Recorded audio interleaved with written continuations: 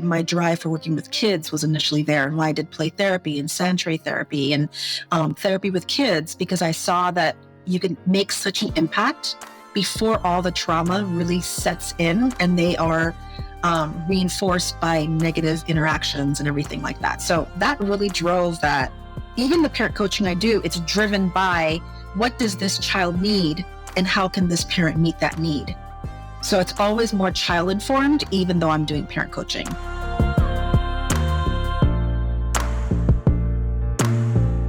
Hi, everyone. It's Dr. Alfiee, and I'm elated to be here with my guest today. I'm always excited for my guest. This guest is really special. We actually haven't met in person, like IRL, but I follow her on socials. Like everybody named Mama follows her on social. She has a huge following. I'm so eager to learn more about her, the work that she does, because I just admire it so much, because she has a passion for our young people, just like I do, and just like we do with the Acoma Project. So ladies and gentlemen and others, loved ones, family, everybody out here who's listening and watching Couched in Color, I would love to introduce you to my distinguished guest, Dr. Ann-Louise Lockhart. Welcome. Thank you. I'm so glad to be here. Yay! I'm so excited to have introduction. My pleasure. So I would really love for you to introduce yourself to our audience at Couched in Color. Like I said, I follow you on social media. You have a ton of followers. So a lot of people are very familiar with you and your work. But we want to invite even more people to come into the space that you created on socials. You're hilarious. You're informative. I really enjoy your posts. I wish I had the passion and the intelligence and the creativity to do what you do. But if you would please just introduce yourself and tell us a little bit about you and what you do in this space of mental health. Yes, thank you. Yes, so I am Dr. Ann-Louise Lockhart. I'm a pediatric psychologist by training. I've been licensed as a psychologist for 16 years. And more recently, in the past 6-7 years, I've been doing more parent coaching because I saw that how kids were more impacted when their parents were supported and better equipped. So I do a lot of that on Instagram and Facebook. I do a lot of stuff with educating parents so that they can feel, again, empowered, equipped from a very practical and humorous standpoint, because I feel like parenting shouldn't be all serious and it shouldn't be all doom and gloom, and definitely no shaming. So I do a lot of that in just educating and informing. So I have a lot of different passion areas because of my training and my background, working with the military as a civilian. And so I have a lot of breadth and depth of information and knowledge, which was very hard to find a niche because of that when I came out into the space. And but yeah, I do a lot of stuff with ADHD, with highly sensitive kids, with anxiety, with racism, and educating our kids about race of all different backgrounds, and just doing a lot of stuff just in that space. I also talk a lot about things like suicide and self-harm, just kind of those more sensitive topics that a lot of parents have a hard time talking about. And I really, I like all ages. I work a lot with from the little itty bitty ones all the way up through college age. So yeah, so a wide variety of things. I just want to make sure that I basically am giving away information related to psychology. I want people to be equipped, and what better time to do it than now? So, but most importantly, I have 2 kids. I have a 9 and a 12-year-old, and I've been married 24 years. In September will be. So my husband is my biggest supporter, my best friend, my movie buddy, amazing father. And he really supports me a lot of this work. A lot of the stuff that I'm doing is because of his encouragement. So I'm really, really glad to be here and doing this stuff. Oh, that is wonderful. I love hearing about the support. I love the idea of you sharing that, basically it takes a village. Like none of us can do this stuff on our own. And with the wide variety of interests that you have and the depth of knowledge that you have, I think it would be wonderful for folks to hear how you got into this space of creating content. So there's a colleague that we both have. He, like you, is very big in social media. Dr. Sojo Carfo, I think is his name. He's everywhere, right? And I think he's like a doctorate in psychiatric nurse practitioner. I think I'm getting that right. And he pretty much all he does is social media content. Like he's a content creator that's educating and informing.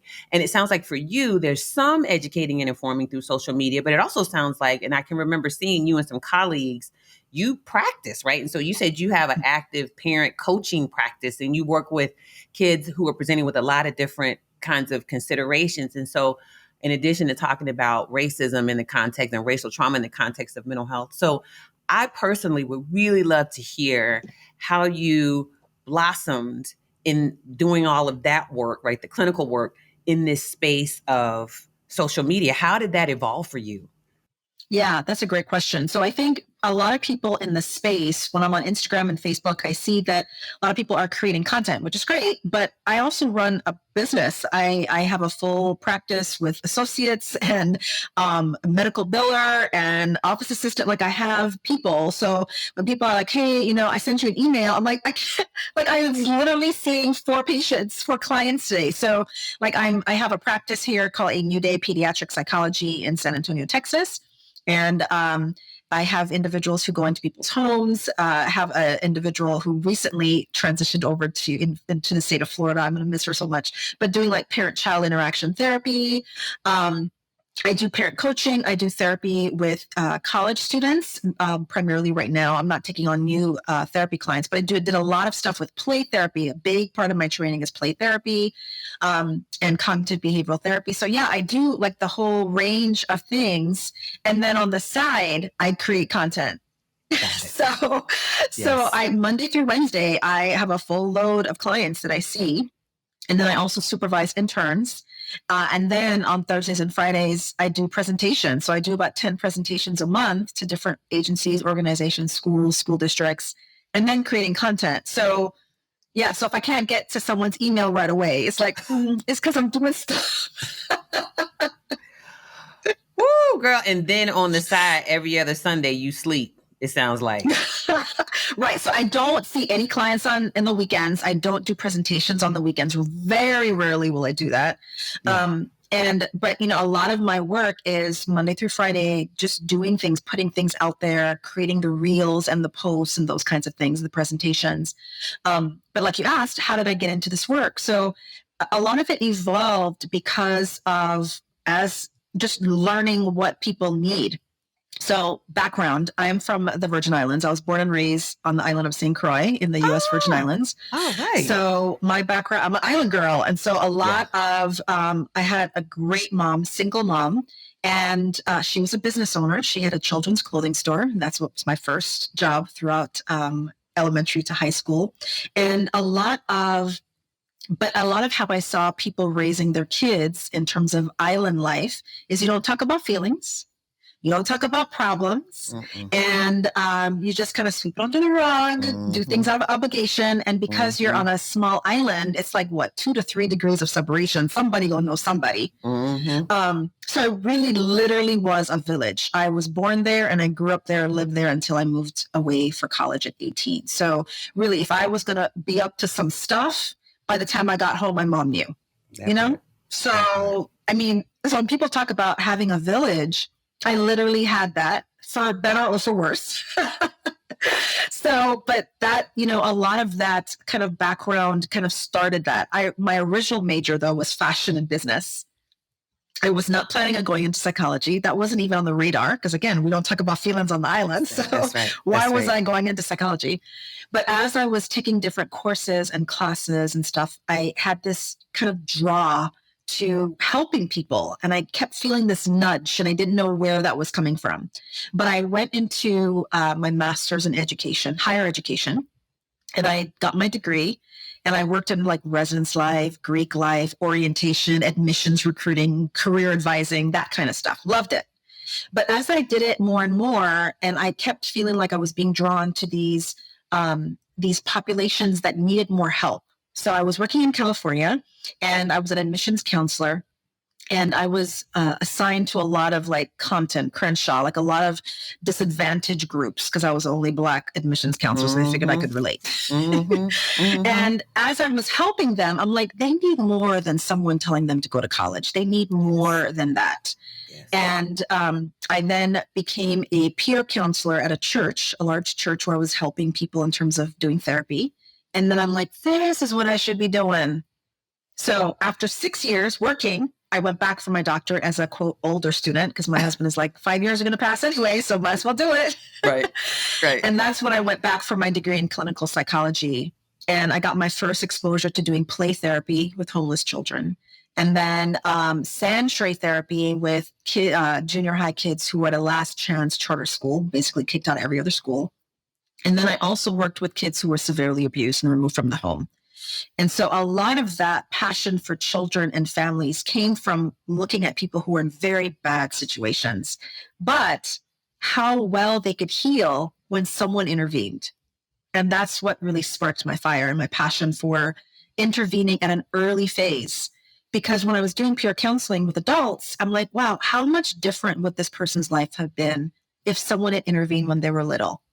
And that's why my drive for working with kids was initially there, and why I did play therapy and sand tray therapy and therapy with kids, because I saw that you can make such an impact before all the trauma really sets in and they are reinforced by negative interactions and everything like that. So that really drove that. Even the parent coaching I do, it's driven by what does this child need and how can this parent meet that need? So it's always more child informed, even though I'm doing parent coaching. Oh, wow. That's phenomenal. That's phenomenal. And so where do the ideas come from? Because I know you have, I feel like I have an idea. You have 3-4 days a week where you're running a whole business. Like I know Mama is so proud because, you're doing what she did. And I'm so happy that you said you worked in your mother's business, because my 18-year-old works for me in the nonprofit. And, I love the idea of being able to show her, see, this is what can happen when you work for your mama. Work for your mom, and then you go do these great things like Dr. Lockhart over here. So I'm glad I have this example I can share. Morgan, I hope you're listening. But where do those ideas come from? Because I can remember one of your posts, this is probably in the last 2 or 3 weeks, and it a lot of them cracked me up, but it was sort of like parents asking why these kids have bad attitudes. And you were like, have you looked in the mirror? Right? So that's why they got them bad attitudes. Look right there. Look no further, right, than that mirror. Where do the ideas come from that inform the content that you create? Because it's you have a lot of content, right? Like you're consistently putting out. And I'm like, when does she have time to do this? I'm so I admire it so much, because I'm always thinking, well, there's stuff I want to say, but I don't know how to say that in a way that's going to make it resonate. So where do those ideas come from? And then how do you bring those ideas to life, in live action through socials? Right. That's a great question. So I'm a very creative person by nature. And I'm not one of those people, like people assume that if I'm watching a movie, right, that I'm like, oh, are you analyzing the people, or I'm talking to somebody at airport, are you analyzing me right now? First of all, I don't have time to be analyzing nobody. And I don't do that. I don't think like that. My husband is more like that. He's the deep thinker. And he's like, oh, what does this mean for this person? And how do you think? I was like, I don't know. I don't think that way. Right. But I am very inspired by my environment. Yeah. So things that my kids say or an interaction that we have, if I messed up in an interaction, I'm inspired by that. I'm like, oh, I really messed that up. Yeah. Or conversations my husband and I have while we're walking, exercise in the morning, or a song that I hear on the radio, or a scene from a movie, because I'm a big movie watcher. But most of my inspiration honestly comes from my clients. So a lot of times I'll have a coaching session, and they'll say something, they'll have an aha reaction. And they were like, you need to talk about this. I was like, yes, I do. And then sometimes in between space, between seeing the next one, I'll record a quick reel or a quick audio. That's or smart. Write down a quick note about I need to talk about that. Because I think so often we try to be all deep and profound about our content, and that's not genuine. To me, it comes from the real stuff. Yeah. So when I'm texting, why my kids got an attitude? And it's like, you got an attitude. It's like, well, yeah. So it's really from my own life experiences and from the clients that I see, and just from everyday experiences. And that's where it comes from. And as I feel inspired, I do it. So when I follow a lot of people who talk about batching content Yeah. and doing all your reels like on one day. Yeah. Like I've tried doing that. Yeah. I can't do that. Yeah. Because when I've tried doing it, if I batch, it's because I've been inspired by multiple things and I'll do like 3, 4 back to back. But otherwise, I'm literally thinking, okay, this week I'm going to talk about self-monitoring. So how does that come up? And then whenever something comes up, I'm like, ooh, an attitude, that's poor self-monitoring. Or a parent having an issue with a kid, oh, that's another poor self-monitoring. So at least for me, I have like a general theme that I'm working on for the week, and that then I look for those opportunities and then just record as I see them. I love that. Okay, so this is the last technical question I'm going to ask. It's just, I'm fascinated by this because it's really helping me. One thing I think, and this is probably just a yes or no. So this might mean for someone who's interested in, following in your footsteps and creating content in that way to educate, right? To inspire, maybe to even grow their own practice. Because I think this is a new way for many people. They're sourcing their mental health providers. Literally, they're getting online and there's so many people who probably live in your DMs. Are you taking new patients? I'm telling you, I get it all the time, right? And so it almost sounds like you have a setup, right? This is real technical, so I apologize. And I hope you'll indulge me, that there's a setup that allows you to immediately go and create the content. Meaning there's a space in the office, or there's a space in the house, or there's a space, outside the office, out in public or whatever, or out in nature where you can do those recordings. Is that accurate? No. Okay. Actually, I do it wherever I'm inspired. Got it. So typically it's in my office. I'm in my physical office now. That's away from my home. It's a space that I've chosen to keep. That really helps me to kind of keep work and home separate. Yes. And so a lot of times I'll see a client and then I'm like, ooh, and then I'll just record it right here on the spot. And so rarely do I'm like, okay, let me go into my studio, set up my lights. No, I just do it in front of my big window, has lots of light, and do it. Or other times if I'm like waiting for some food and I'm like, ooh, that person was really rude. How does this apply to this? And I mean, then just say something and share thoughts about it while I'm in my parked car. But typically I do it in my office because that's where I'm getting a lot of that mental stimulation based on those physical interactions. I love that. So yeah, so it's not technical like setup at all. It's just where I'm at, and it's a nice setup already in my office, and the light is good, so then I just do it here. I love it. I'm going to tell you what else I love. I'm going to make an observation. So one of the things I observed, this is not all Caribbean folks. This is not, like you said, island girls. Very direct with answers, right? So when I say, there's something that I so appreciate about that, and I feel like in my next life, I'm going to be Jamaican because we spent so much time there, and I absolutely just am obsessed with Jamaica. But anyway, and we've been to other islands too. Never been to St. Croix. We got to go. But I love the directness. And I do feel like there's a piece of that that's cultural. So when I said, I bet you have to, you were like, no. I'm like, yes, that's how it goes. Like, it's like, not no, and no, let me just not hurt your little feelings. Like, no, that's not what I do. This is what I do. And there's something so powerful about that. So like you, I'm always taking inspiration from, just interactions. And I have a premiere I'm going to, like a documentary premiere I'm going to tonight, and I'm going to keep that. Like, it doesn't need to be a long drawn out explanation. Like, no, the answer is yes. The answer is no. The answer is I don't know, period. So I just want to thank you for that, because it brings me back to, sometimes we go through a lot of trouble. I think we do this as parents too, go through a lot of trouble to try to explain, to try to cajole, to try to, I don't know, like create these narratives around why we do stuff. And sometimes it's just kind of really simple. I snapped at my kid. I had no business doing that. Let me go apologize to my child, right? And move on. Maybe I will say to my child, I hope that I don't ever do that to you again. If I do, please call me on it, or whatever the case may be. But let me try to remedy this situation right here as succinctly as possible and keep it moving, and not get caught up in that ruminating, and not get caught up in that over explaining, and not over justifying all that kind of stuff. So I just want to appreciate the directness of the answer. And I, like, not even being facetious, I absolutely love that. It's like, no. I'm like, okay, yes, ma'am. You're welcome. Yes, ma'am. You're welcome. My kids appreciate that too.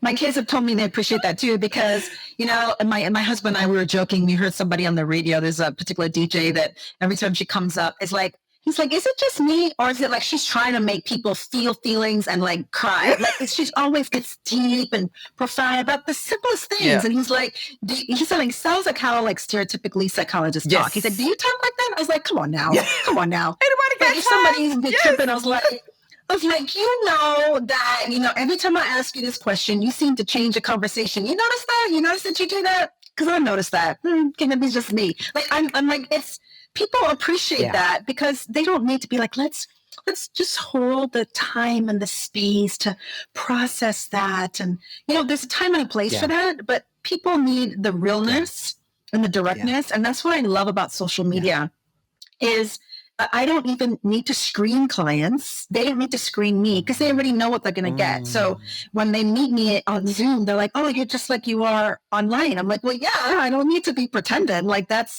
so if someone's like, I need to screen Dr. Lockhart first before I meet. I'm like, well, screen me on YouTube, screen me on Instagram. That's what you're going to get. I love that. I'm not pretending to be anything. I love it. I love that. I love that. One of the things that you said that really sparked my interest has come up twice for me as we're having this conversation. And that is the intersection. I want to get real specific around parent coaching and dealing with issues of race discrimination, racism, that kind of thing. And I'm just wondering, one, if you can educate. I think a lot of people hear parent coaching and they just think coaching parents, but they don't necessarily know that there's anything, you know what I mean? Like there's something deeper to it, or there's something that they need to know, or maybe not fully understand. What does that mean to have a parent coach? What does that mean to be engaged in parent coaching? And how does that differ from psychotherapy with parents? Do you know what I mean? So that's one piece. And then related to that, I really am curious myself, because part of what we do at Couched in Color is we talk about centering inclusivity, right, as a deep part of mental health. So in that vein, how do you integrate and what is that crosswalk between parent coaching and helping parents navigate the terrain of racism and discrimination and those kinds of things? Yeah, that's a really great question. I think for me, parent coaching is really, there's some looking back, like therapy might, some parts of therapy, but a lot of when I look back, it's very intentional. So when I first meet a parent coaching client, whether it's a single person, married person, divorced, that I ask them about their background, how they grew up, what their cultural background is, what their parents were like, what they thought parenting was going to be like. How is it different? Because I think that's so important because I found that the majority of people that I see, they didn't go into parenting with specific plan. They just figured I'm just going to have a kid and I raise the kid. I'll figure it out. And I've had several, and I've had several parents, especially dads in heterosexual relationships, where they've said things like, if I knew parenting was going to be this hard, I wouldn't have signed up for it. I mean, really. And it's sad and funny at the same time, right? Because it's like you, most of the times you're thinking, okay, it's just supposed to be easy. Like, how hard is it supposed to be a parent? And so a lot of what I do is I, quote, hold the space to be both, I'm happy to be a parent and deeply disappointed in the experience. Because a lot of people don't feel like they can say that out loud.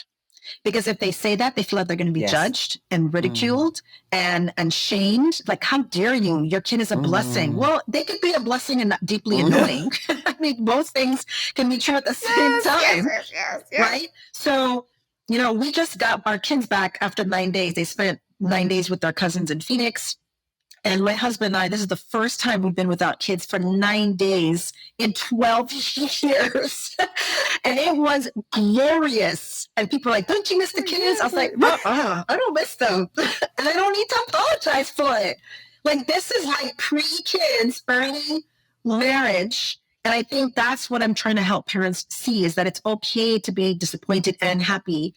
And you don't have to, quote, be grateful just to be a parent. And so for me, parent coaching is a lot about that, like unpacking and talking about very honestly and directly about their experiences, what their parents were like, what were they expecting? Were they saying, I don't want to be anything like my mom, my dad, my grandpa, or I wanted to be just like them?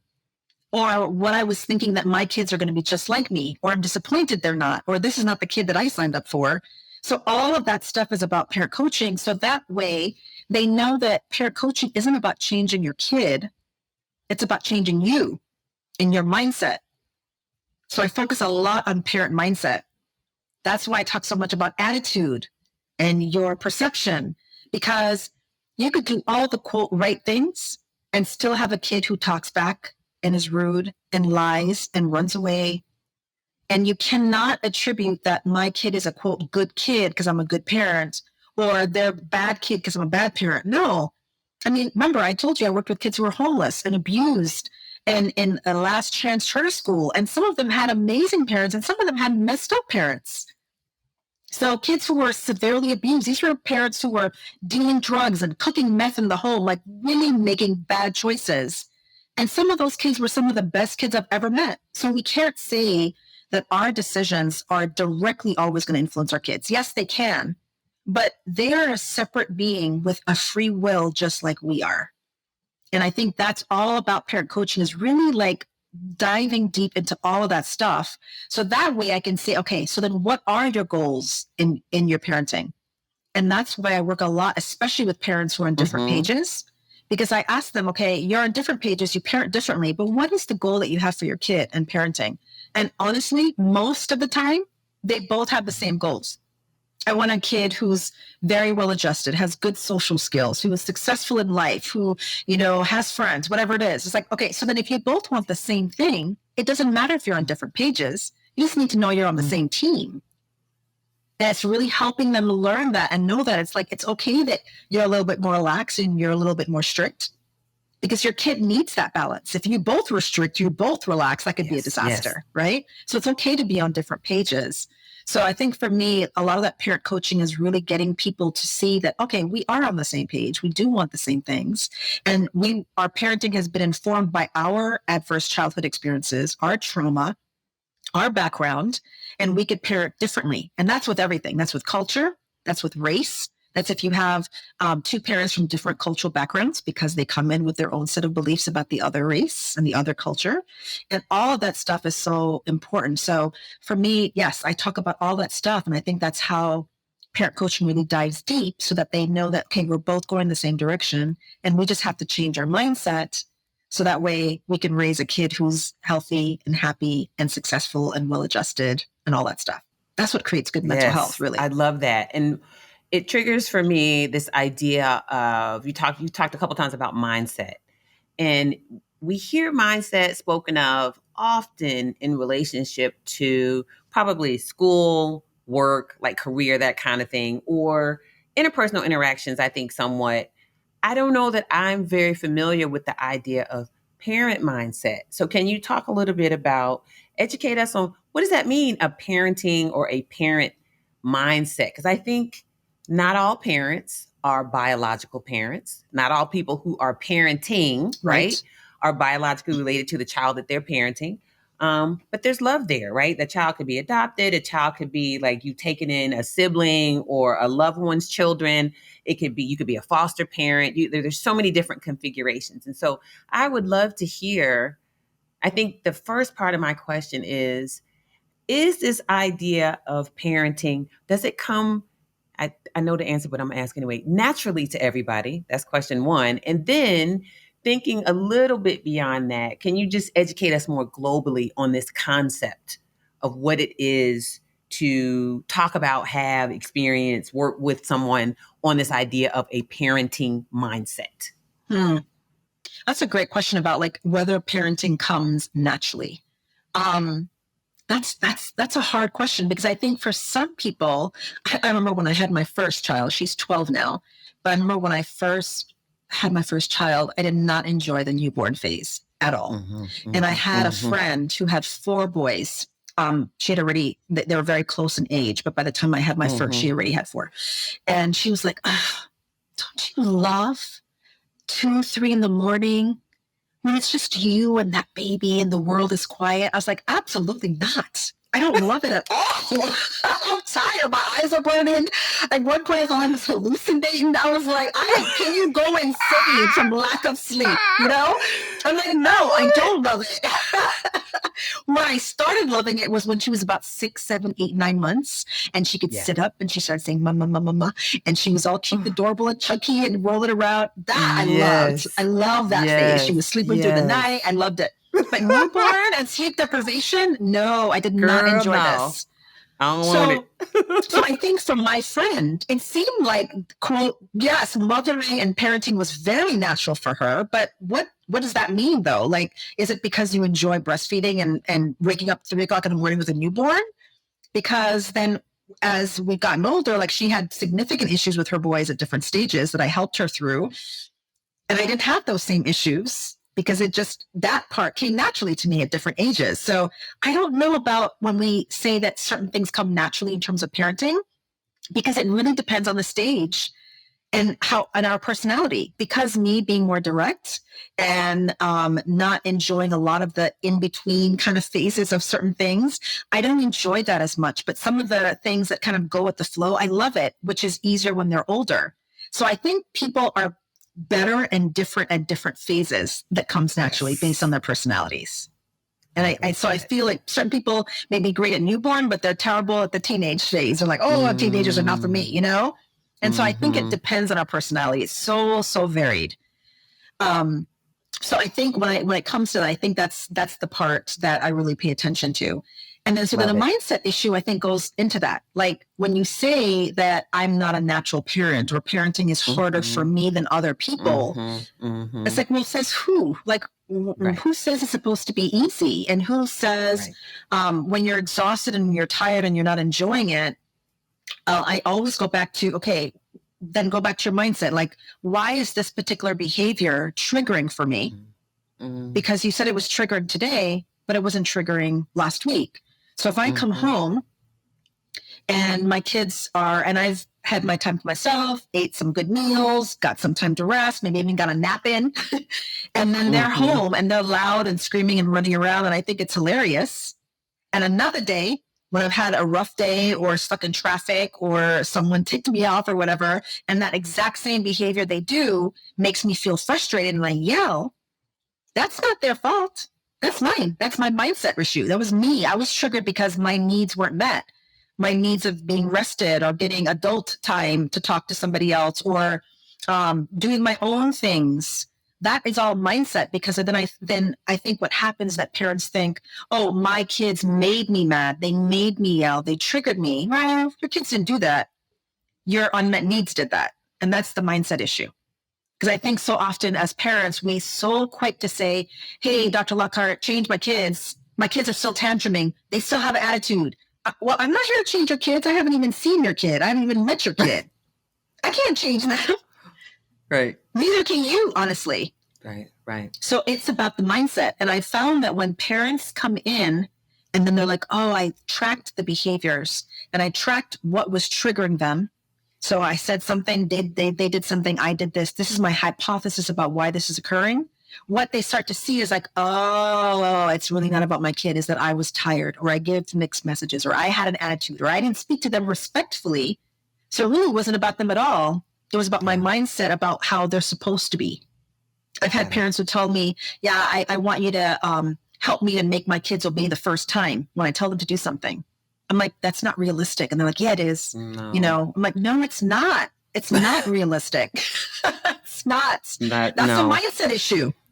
Yeah. All of our expectations that we have of kids in terms of when they're supposed to obey, they're supposed to stay in bed, when they're supposed to be potty trained, what kinds of grades they're supposed to get, how athletic they are, how academic. That's all mindset. Who says they have to do those things? Yes. So I think everything goes back to our mindset issue, because then we're going to be encouraged or defeated in parenting based on that. It always goes back to that, in my opinion. Oh, wow. That's super helpful. And I think a part of that might be as well helping parents identify, as you're saying, what the mindset is, right? So it's important to know that there is a mindset and how the mindset informs, right, your responses to your children, the ways you engage your children, all that kind of thing, what you think about parenting. And I think at the end of the day, as I'm listening to you, I'm really hearing you say that part of what we want to encourage parents to do is to be thoughtful and, watch this, mindful, right, with their mindset. Like, you have to pay attention to, right? So you want to be vigilant, not hyper vigilant, but you want to be vigilant in terms of understanding, just like the example that you gave. One day those behaviors don't bother you at all. The very next week, those same behaviors in the kids are like driving you up a wall. And to your point, just as you said, that's not about the kids. That's about you. And so what it reminds me of is the times in the past. I mean, I used to see a lot more patients when I was an academic. And I can remember working with families. There are 2 or 3 that pop into my head right in this moment where they came in saying exactly what you said, fix my kid.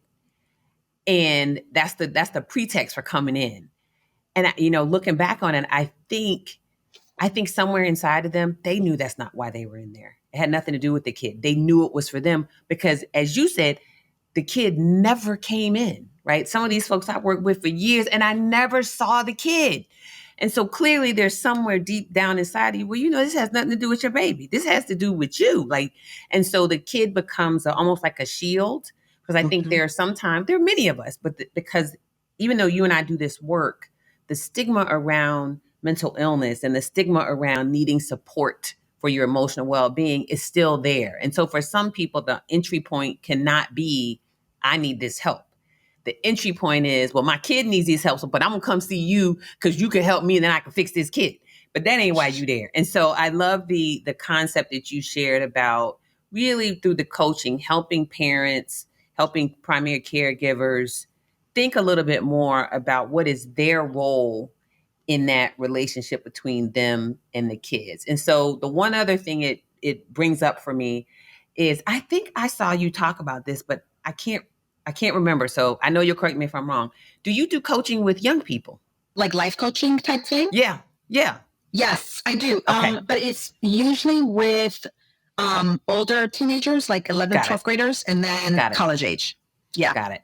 Okay. I thought I saw that. And so are there any 1 or 2 pearls of wisdom you can share with us that maybe from your perspective as a licensed psychologist, as a person who's trained in coaching, that can inform how parents, right? This is some free jewels, as my friend Charlamagne the Guy said, we're going to give people some free jewels. Are there any 1 or 2 big things that are sort of global that you think it could be helpful for parents to hear, primary caregivers or parents, around working with those older teenagers that are informed by the work that you've done in coaching with the kids? And I think the better way for me to say it succinctly, what information and knowledge have you gleaned from your coaching work with young people that parents need to hear? I think that's really that's the question. Yes, that's a great question. There's 2 things. One is teenagers often feel misunderstood. That's the biggest issue I keep hearing. My parent doesn't get me. They don't understand me. People don't understand me.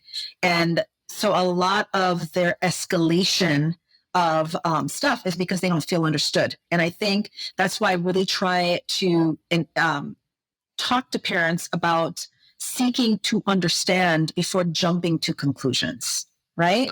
So if your kid is doing something because you're triggered, because your needs haven't been met, because your mindset about parenting was a certain thing, take all of that, put it in the back burner and say, okay, what is my kid doing right now? They've come home and slammed the door, and I'm now yelling at them, don't slam the door. First, seek to understand why they slammed the door. Because again, parents think, they go back to their old school 1900s mentality that don't slam the door in my house. If that was me, I'd have been slapped upside the head. I was like, well, you're not in that era anymore. We know better about child development and we know better about parenting. So it doesn't have to be that way just because that's the way it was when you were a kid. So let's change that mindset about that and seek to understand first. Even when a kid does something that they shouldn't. A teenager does something where they cheat on a test at school and you're going to ground them and take away their phone. Well, understand why they cheated first. Understand why. Just say, hey, I was told that you were, copied the answers off your friend and, you got busted. Like, tell me what's up. Like, what's going on that you made that decision? And seek to understand. Maybe they felt, I'm stupid and I'm never going to pass this thing. Or I felt like you expected me to get straight A's. Or I don't understand the information. Like, seek to understand first. I think so often we have this knee-jerk reaction that we got to punish the behavior, but you're not understanding why they did it to begin with. And it's amazing when they can feel understood, then you open the door for them to tell you a lot of really personal stuff that they normally wouldn't have told you. And so I think first seeking to understand because they feel so misunderstood. And the second thing is not to take their behavior personally. That's such a big thing. Parents take a lot of behavior personally. I mean, I get it. I get it. Because you see your kid do something and it's embarrassing to you. I can't believe you just didn't say hello to that person. They put their hand out, you didn't shake it back. Or they came into the room and you looked away. Don't you know how to speak to grown-ups? Like we think that their behavior is a reflection of us and that it's going to look like you didn't get no home training. And so we take it personally, right? I totally get that. Or they do something and we're like, that's not how I raised you. You should know better. You should be grateful for what I've done for you. You know, look at all the sacrifices I've made for you. That's not how I didn't have it like that. What all these things that we say. Again, we need to not take their behaviors personally because that's what I hear from a lot of young people. It's not about you. My parent, I do something and my parent automatically thinks I'm doing something to offend them. It's not about you. It's about me. And especially families of color, I see this a lot, where a kid will struggle with depression. What's you depressed for? Look at all the stuff we've given you. You have nothing to be depressed about. Why are you anxious about that? I'm here for you, you know? And they dismiss it because they're like, there's nothing to be depressed about. I'm like, depression doesn't need a reason. That's the whole point. Amen. And I had a teenager ask me that. She was like, Dr. Lockhart, when should I be sad? And I'm like, you should be sad when sad things happen. Amen. Well, then what if I'm depressed all the time?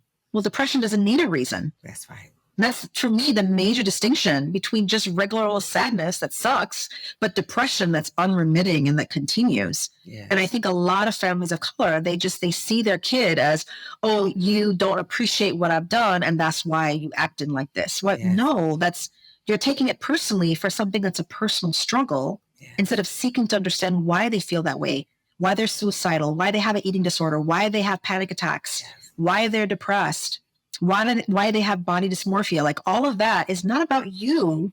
It's about them. Yes. And a lot of these kids don't get the help that they need because the parents are taking it so personally. They don't seek the help that they need because they're embarrassed by it, or they're like, they don't understand it. Yes. They think it's about them. Yes. So yes, I think that to seek to understand them first and not to take their behavior personally. I think those are the biggest things I hear over and over again.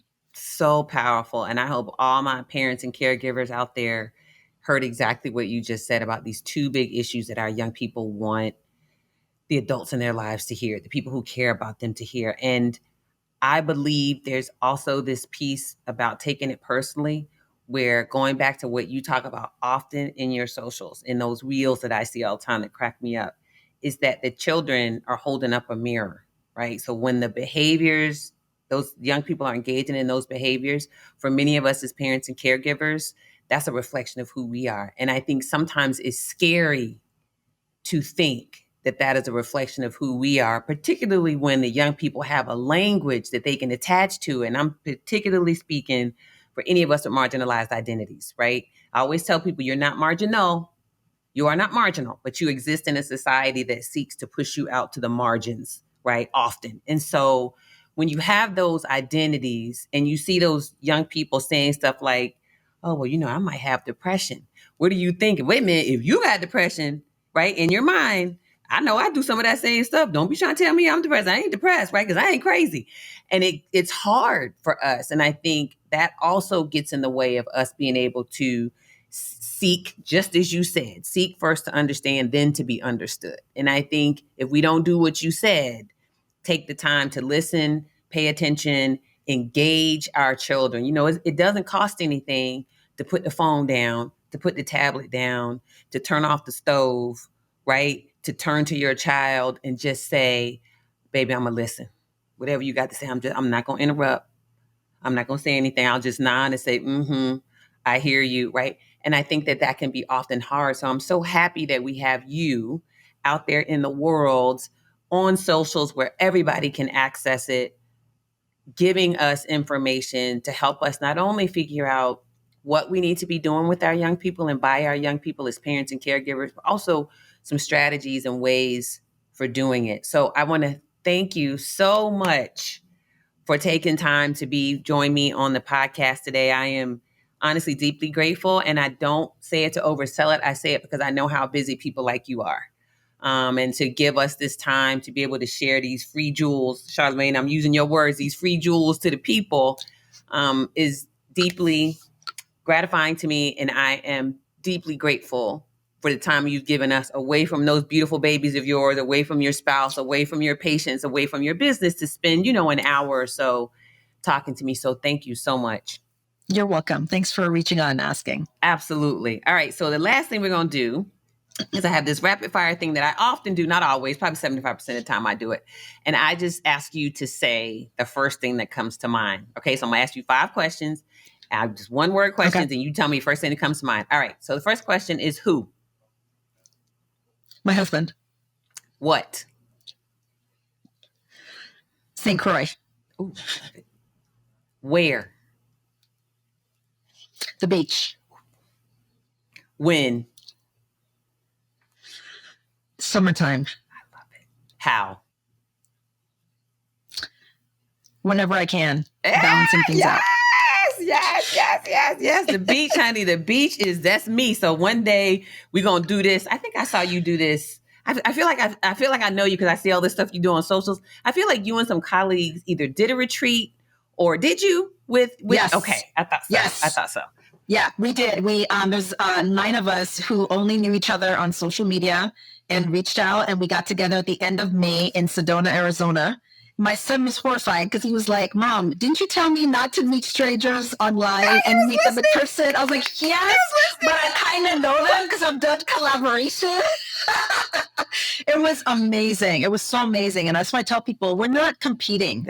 There is enough people out there to help. We don't need to be competing. We need to uplift and support one another and be there for one another. There's enough hurt and loneliness in this world. We don't need to be at each other. So yes. Love it. So that. One day we'll put it in the universe. We're going to have us another one of these Instagram, social media, Facebook, provide mental health professional folks retreat, and we're going to be there together. So we're going to put it in the universe. So thank you so much again, Dr. Ann-Louise Lockhart. Please, in closing, share with the people where they can follow you and find you on socials.